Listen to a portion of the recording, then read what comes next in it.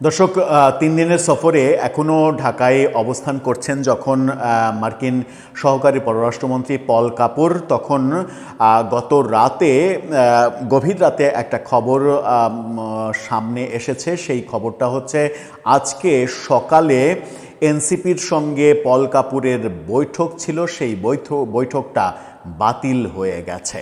কেন বাতিল হলো, কেন এই বৈঠকটা হচ্ছে না কিংবা হলো না, সেটা মার্কিন কর্তৃপক্ষ চায়নি নাকি এনসিপি বৈঠক করতে চায়নি, ব্যাপারটা বেশ ঘোলাটে। চলুন, কেন এটা বাতিল হলো কিংবা গণমাধ্যম কি বলছে, এটা আদৌ আর হওয়ার সম্ভাবনা আছে কিনা একটু বুঝে দেখি, জেনে দেখি এই ভিডিওতে। থাকবেন পলিটিক্স টিভির নিয়মিত আয়োজনে।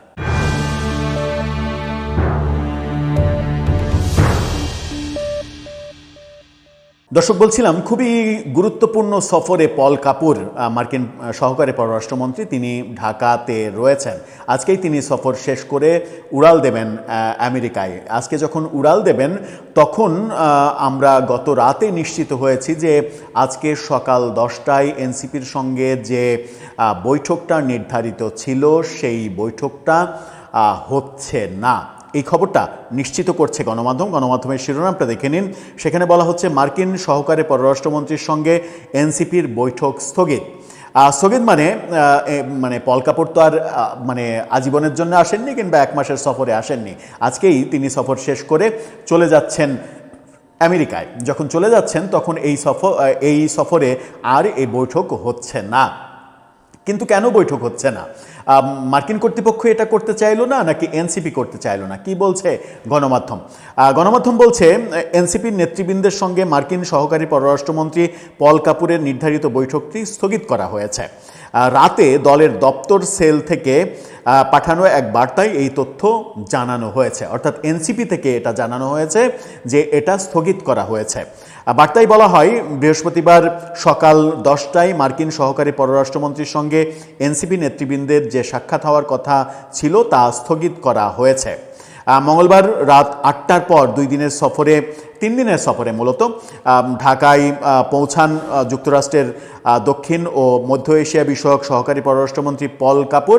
এই পল কাপুর গতকালকে আমাদের পররাষ্ট্রমন্ত্রীর সঙ্গে সাক্ষাৎ করেছিলেন এবং পররাষ্ট্রমন্ত্রী এই গতকালকে একটা খুবই গুরুত্বপূর্ণ বার্তা দিয়েছিলেন। সেটা হচ্ছে যে মার্কিন যুক্তরাষ্ট্রের সঙ্গে বাংলাদেশের যে চুক্তি, প্রফেসর ইউনূস সরকার ক্ষমতা শেষ করার মাত্র 72 ঘন্টা আগে যে চুক্তি করে গিয়েছিলেন, সেই চুক্তির ব্যাপারে নাকি বিএনপি জামাতের মতামত নেওয়া হয়েছিল এবং বিএনপি জামাত নাকি রাজি হয়েছিল চুক্তির ব্যাপারে। মেটিকুলাস ব্যাপার। যদি এই চুক্তির ব্যাপারে চুক্তির আদ্যপান্ত না জেনে বিএনপি জামাত রাজি হয়ে থাকে, তাহলে কেন রাজি হয়েছিল? রাজি হওয়ার কারণ কি? রাজি হওয়ার কারণ কি এটা যে মার্কিন কর্তৃপক্ষকে নির্বাচনের 2-3 দিন আগে অখুশি করতে চায় না কোনো পক্ষই। এই চুক্তির ফলে যারা ক্ষমতায় আসবে তারা যে বিপাকে পড়ে যাবে সেটা তো দুই দলেরই জানার কথা। আর বিএনপি জামাত যেহেতু জানে এই কথা, ডক্টর খলিলুর রহমান নিজেই বলেছেন, সেহেতু এনসিপির তো আগেই জানে। এনসিপি তো সরকারের সিদ্ধান্ত মানেই তো এনসিপির সিদ্ধান্ত, এটা এক ধরনের গত 1.5 বছরে এটা প্রমাণিত সত্য। সুতরাং এনসিপির জামাত বিএনপি, মূল পক্ষটা হচ্ছে বিএনপি, যে জামাত এনসিপি সরকার যেটা করবে সেই ব্যাপারে তাদের ইয়েস সিগন্যাল থাকবে, সেটাই স্বাভাবিক। আমরা 1.5 বছরে সেটাই দেখেছি। কিন্তু বিএনপি একটা ফ্যাক্টর ছিল, সেই বিএনপি নাকি রাজি হয়েছিল। কিন্তু বিএনপিকে জানতো না যে এই চুক্তি যেটা হতে যাচ্ছে সেই চুক্তির ফলে নতুন সরকারে তারা আসলে তারা বিপাকে পড়ে যাবে এবং সেই চুক্তি নিয়ে নতুন করে তাদের ভাবতে হবে, এই প্রশ্নটা আসে। এবার আসা যাক, পল কাপুরের সঙ্গে এনসিপির মিটিংটা হলো না। এনসিপির তরফ থেকেই, দলের তরফ থেকেই এটা জানানো হয়েছে যে সকাল 10টার মিটিং স্থগিত করা হয়েছে। তার মানে এই মিটিংটা হচ্ছে না। এই মুহূর্তে আমেরিকা ইরান যুদ্ধ চলছে।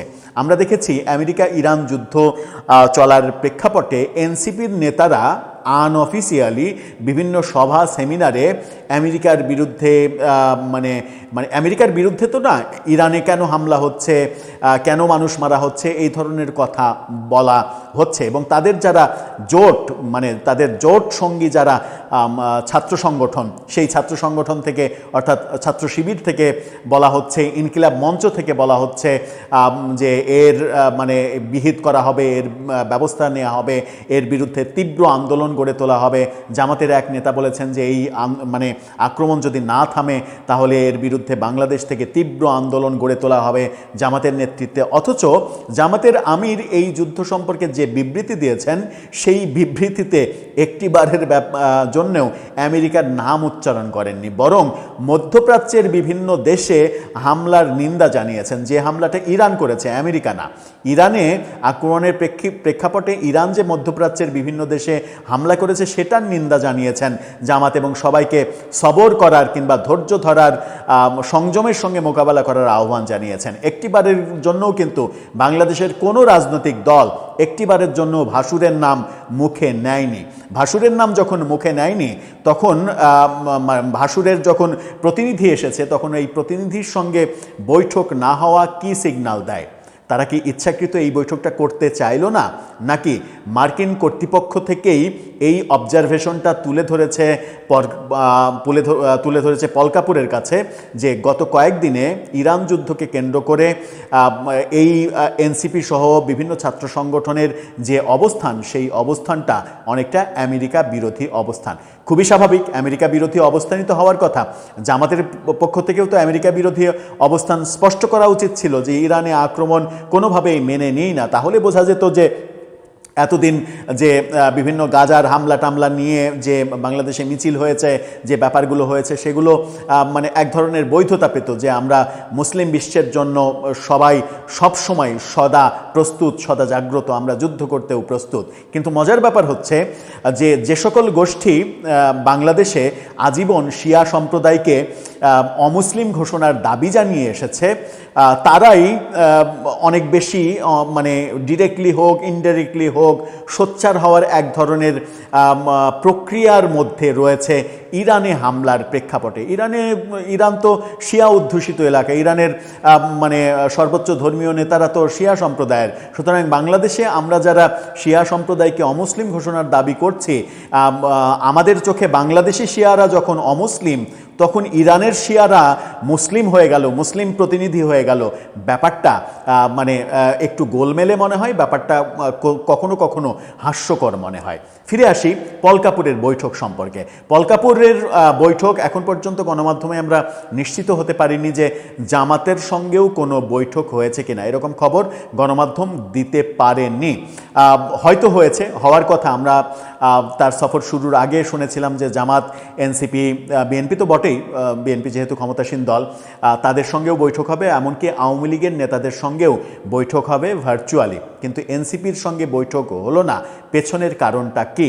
বৈঠকটা কি এনসিপি করলো না, নাকি শেষ মুহূর্তে আমেরিকাই বৈঠকটা বাতিল করলো? যদি আমেরিকা বৈঠকটা বাতিল করে থাকে তাহলে এটা এনসিপির জন্য একটা নেগেটিভ সিগন্যাল হয়ে দাঁড়াতে পারে।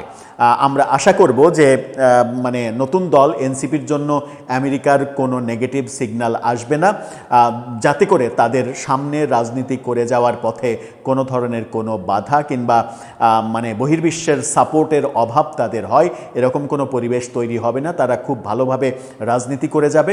এবং বাংলাদেশে রাজনীতি করতে হলে, রাজনীতি তো মানে সরকার গঠনের রাজনীতিই করে সবাই, এবং ক্ষমতায় যাওয়ার রাজনীতিই সবাই করে। এবং এনসিপি ওই তথাকথিত বাম দলের মতো রাজনীতি করতে চায় না, এটা ডে ওয়ান থেকে তারা পরিষ্কার করেছে। এই কারণে সব জায়গায় তারা এক ধরনের বিলাসিতা, এক ধরনের শোডাউন, ইফতার পার্টি করতে হলে ইন্টারকন্টিনেন্টালে ইফতার পার্টি আয়োজন করা, কোটি কোটি টাকা খরচ করে, এই ব্যাপারগুলো তারা করেছে। কারণ ডে ওয়ান থেকেই তারা ক্ষমতার রাজনীতি করতে চেয়েছে এবং ক্ষমতার মসনদের আশাতেই রাজনীতি করতে চেয়েছে।